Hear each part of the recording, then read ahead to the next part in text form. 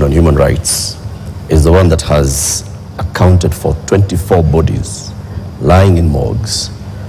And those bodies, the records show that these people either died in hospital and while undergoing treatment for gunshot wounds, or they ended up in the morgue in the last 2 weeks with gunshot wounds. 24.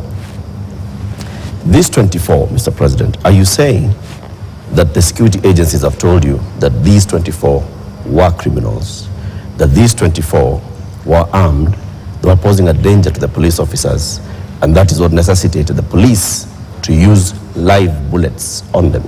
Because the circumstances for the police officer to use a live bullet is clear, even in their own code of operations.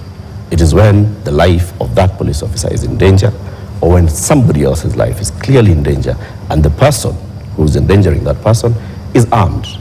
Were the 24 armed? Did they pose a danger, a direct threat to the police? Two things. The same Kenya Human Rights Commission. Kenya National Commission. Kenya National Commission. The government agency. Yeah, the government agency. Yes. Told the nation that there was a massacre in Githurai and 20 people were killed in Githurai. Were 20 people killed in Githurai? Really?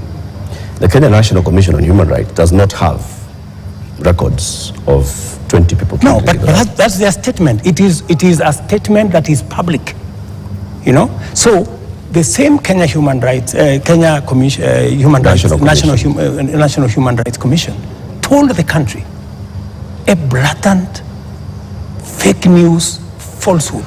That there was a massacre. This 24 is also... Let me, you asked me a question, allow me to answer. Yes. That's what they told the country. So an organization that can tell the country without verifying that there was a massacre in Githurai. In fact, BBC, on that account, went to investigate in Githurai. And of course, you know, you have read, BBC has said there was no massacre in Githurai. Mr. President, there was one person who was shot by the police. Let me answer. Yep. So, an organization that is as reckless as to say there was a massacre when there was none, now is telling us there are 24, the police are saying 19. We will find out where the numbers are. Okay. But that is the credibility of the organization that you're telling. Mr. President, that may well be. Let me also... My question, just on Mr. that President, issue, just so that Eric can follow up. The people who died, yeah, that's where I'm coming. were they a danger to the police? That's where I'm coming. Are they the criminals that you're talking about? Let me tell you two things.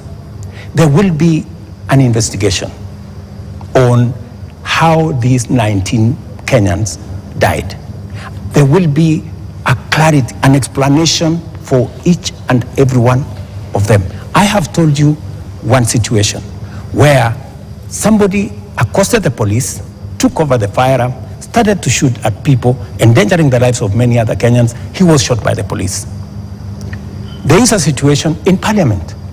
How did the invaders in Parliament? They invaded Parliament and went straight for the armory at the Mausoleum.